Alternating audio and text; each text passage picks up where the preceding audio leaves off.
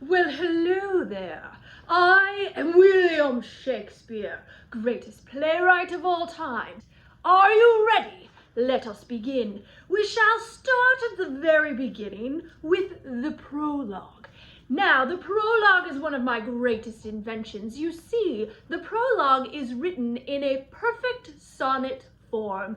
That's right, the Shakespearean sonnet was named after myself. What the prologue is doing here is it is setting the stage for the rest of the play.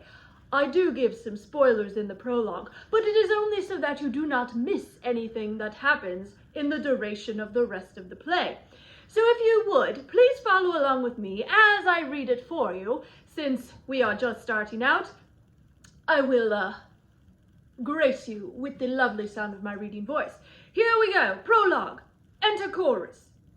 By the way, anytime you see italics, those are what are called stage directions, and they simply tell the actors what to do. They are not meant to be read out loud as part of the play. Just thought I would throw that in there for all of you theater newbies out there. Chorus says, two households, both alike in dignity, in fair Verona, where we lay our scene, from ancient grudge break to new mutiny, where civil blood makes civil hands unclean. From forth the fatal loins of these two foes, a pair of star-crossed lovers take their life, whose misadventure piteous overthrows doth with their death bury their parents' strife. Now I want to pause here. I am breaking up my sonnet, but it is worth the break, because so much happens in the first half of this sonnet that I want to go through with you to make sure you understood. So what we get in the first line here, two households. We know that there are indeed two houses, the Capulets and the Montagues. They are both alike in dignity, meaning they are both noble, righteous, upstanding families of the community, which is Verona, in fair Verona where we lay our scene, meaning that Verona is where our play takes place. The next lines tell us what is happening with these two families. From ancient grudge. They have an ancient grudge, a feud, a fight, a hating of one another that goes back as far as anybody can remember. It is ancient. Break to new mutiny. Mutiny is bloodshed, right? So there's going to be massive bloodshed in this play, where civil blood, so the blood of civilians, makes civil hands, the hands of civilians, unclean. There will be blood, there will be mutiny, there will be death. It is a tragedy, after all. A pair of star-crossed lovers. Of course, our star-crossed lovers are Romeo and Juliet from the house of Capulet and Montague, right? Take their life. Now, this is one of my greatest spoilers ever. I do apologize for spoiling the end of the play for you, but these lovers do not survive. They do die. They take their own life. Whose misadventure piteous overthrows doth, with their death, bury their parents' strife. There is a silver lining to them taking their life. When they take their life, it ends the fighting of their families, right? Doth, with their death, bury their parents' strife. Their parents' strife is buried. It is put to rest with their bodies.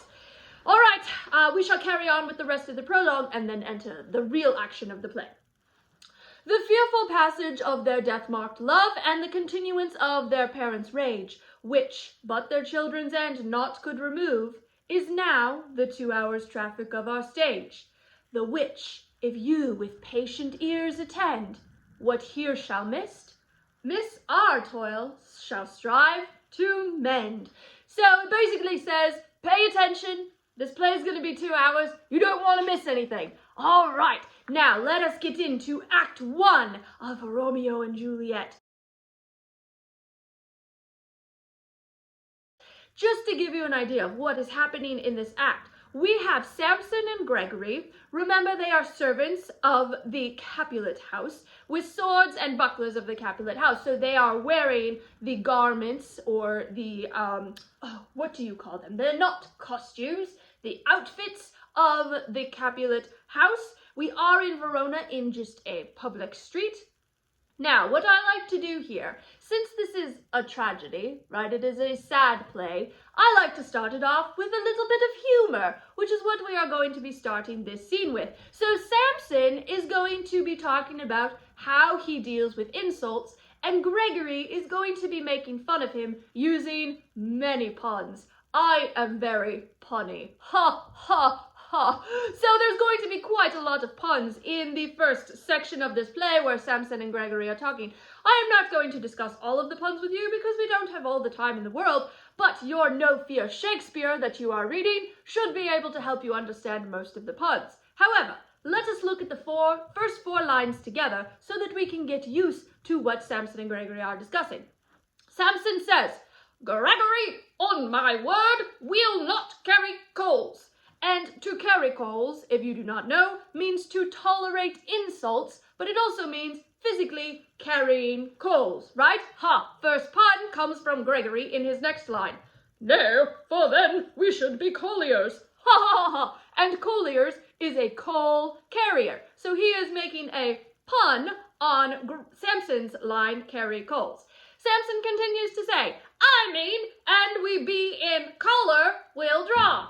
And collar, you may remember, refers to one of the four fluids, cholera, okay? And that is when you are fiery or angry. So Samson means if we are angry, we will draw, meaning we will draw our weapons out, right? So he's saying, if I get angry, I will draw my weapon out.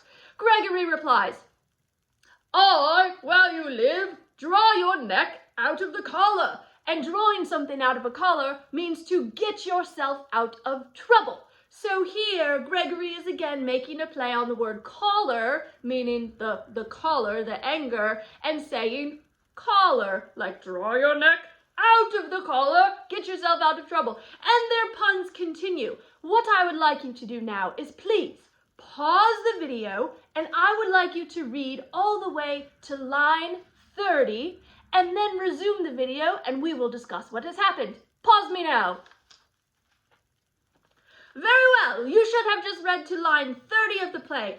All that Samson and Gregory are doing is going back and forth with their ridiculous conversation, talking about all of these puns, little bit of comic relief, creative genius on my part, but they also start talking about something that is rather important that I want you to make sure that you caught. On line 18, Gregory says, "The quarrel is between our masters and us their men." So here they are talking about the feud between the Capulets and the Montagues. And they are saying that this feud goes deeper than the heads of the household. It goes all the way down to the servants. Even the servants of the household don't like one another. Okay, so we get this idea that something is about to happen, right? They're talking about being angry. And Samson is going on talking about how if somebody makes him angry, he's going to draw his sword on them. And Gregory then says at the end of that section, "Draw thy tool, here comes two of the house of Montague."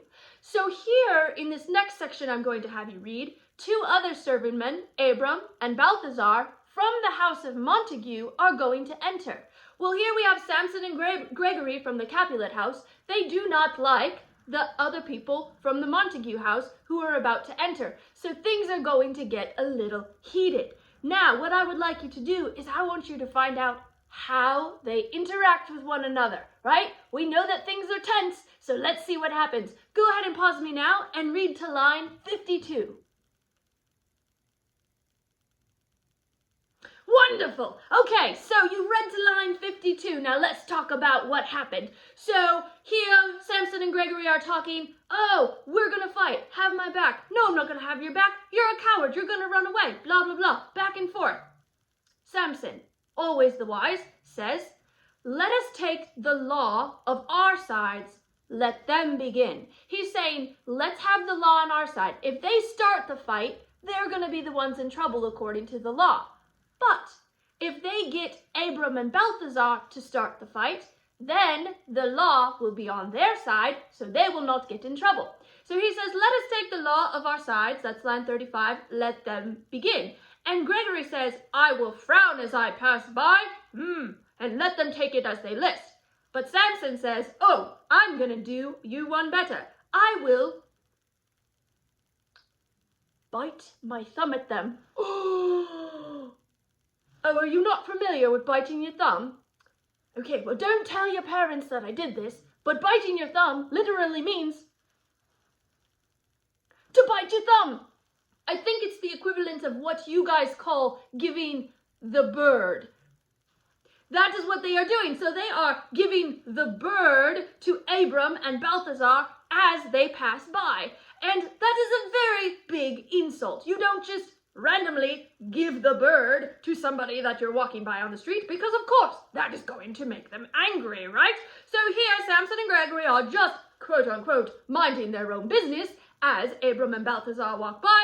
Samson standing there biting his thumb like this, and Gregory is standing there like this. Not very welcoming, I would say. Abram, as he passes by, sees Samson going like this, and he says, "Do you bite your thumb at us, sir?" And Samson goes, "Well, I do bite my thumb." And Abram says, "But do you bite your thumb at us, sir?" Samson then asks Gregory, "Is the law on our side if I say aye? So if I say yes, I'm biting my thumb at you, will we get in trouble?" Gregory says, "Yes, we will get in trouble if you do that." So Samson again says, "No, I'm not biting my thumb at you, but I am biting my thumb," right? And then Abram is like, "Do you want to quarrel? Do you want to fight?" And all of a sudden, we see Benvolio entering. So here things are really, really tense, right? And then Benvolio is going to enter. Now, a quick note before you read the next section. Benvolio, remember, is part of the Montague house. He is Romeo's cousin.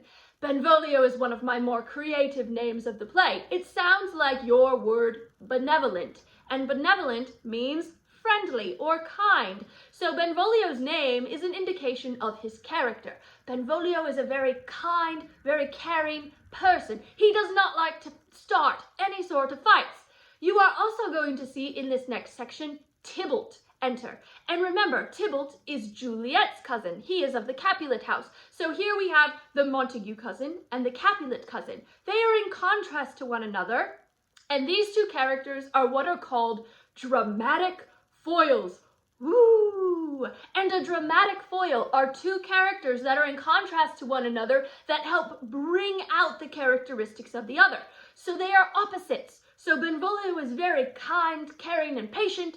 Tybalt is the opposite. He is angry and hot and ready to start fights wherever he can. So you're going to see him enter, and you're going to see Benvolio enter, and let's find out what happened. Pause me now and read to line 67. All right, you read to line 67. Here's what takes place. So Benvolio enters, and when he does, Gregory says, "Here comes one of our men. Let's start fighting, because one of our men is coming and he will back us up and then we will win." So they start fighting. But lo and behold, it's wonderful Benvolio that enters. Benvolio does not like fights, so he says, "Part, fools." He takes out his sword to beat their swords down. He says, "Put up your swords, you know not what you do." So Benvolio is just trying to stop the fighting here. But then enters Tybalt, and Tybalt lives to fight, right? So Tybalt, of course, accuses Benvolio of fighting. He says, "What, art thou wrong among these heartless hinds? Turn thee, Benvolio, look upon thy death." Tybalt pulls a sword at Benvolio and is encouraging him to fight. Benvolio tries to say, "I only tried to keep the peace," but Tybalt will not hear it because Tybalt will do anything to fight. So he says, "Have at thee, coward!" Ka-ching, ka-ching! And then they fight. In this next section, you are going to see a lot of people enter, right? There's a ruckus on the streets. It's like if a fight were to break out at school, of course you're going to go and watch it, right? Because you can't miss the fight. Same with the citizens of Verona. So all of the citizens start to come out. We're going to see the Capulets and the Montagues, the heads of the house, Lord and Lady Capulet and Lord and Lady Montague. They are going to come out, and then the prince, the ruler of Verona, is going to come out, and he is going to make a famous decree. And that is what is going to end our reading for today. So I would like you to now please pause me and read to line 99. Wonderful! You've read to line 99. Let's talk about what happened in this section. Now, another one of my little comedic effects in this scene. Lord Capulet and his wife are having a little bit of a conversation, right? Capulet comes out, he says, "Oh, what is this noise? Give me my long sword, ho!" He's saying, "Wife, give me my sword, I must join in the fight." And she, in reply, says, a crutch, why call you for a sword?" She's saying, "You don't need a sword, you need a crutch to walk with because you're so old." So hilarious, these characters. And Montague and his wife come in. Again, the wife is trying to stop her husband from fighting. So the wives are the very level-headed ones in this. I am a feminist after all. And the men of the house, Lord Capulet and Lord Montague, are the ones that are trying to get into the battle because men are hot-headed and always like to fight, right? But then enters the prince, and he decrees a few things. On line 85, he says, 3 civil brawls, meaning there have been 3 fights, bred of an airy word, by thee, old Capulet and Montague, have thrice, 3 times, disturbed the quiet of our streets, and made Verona's ancient citizens cast by their grave beseeming ornaments to wield all persons and hands as blah, blah, blah, blah, blah. He's basically like, you've started fights 3 times. Then, he gives them a warning. On line 92, he says, if you ever disturb our streets again, your lives shall pay the forfeit of the peace. He says, if you start a fight again, I will take your life. You will be sentenced to die. For this time, all the rest depart away, he says. Everybody leave. You, Capulet, shall go along with me. And Montague, come you this afternoon to know our farther pleasure in this case. On pain of death, all men depart. So he is going to have a one-on-one talk with Capulet and then later with Montague to reprimand them. That would be like if you got in a fight at school and the principal was like, "Oh no, you come see me in my office. You're going to wait outside in the hall and I will see you later." Okay, so he's giving them a stern talking to, and he has threatened to end their lives should they start fights again. This is really going to deter them from fighting, or so the prince hopes. That is all that we are going to read for today. We will pick up here in the middle of scene 1 of Act 1 tomorrow. I bid you adieu, goodbye.